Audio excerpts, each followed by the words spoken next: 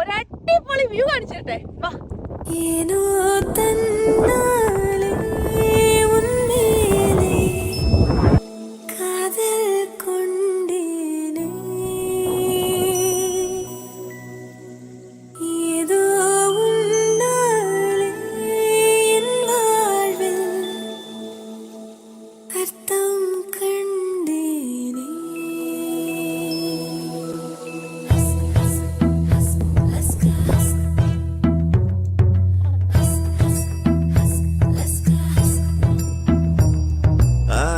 Laska emo emo ayast ast liebe ahaba bolinga cinta cinta ishq ishq mile.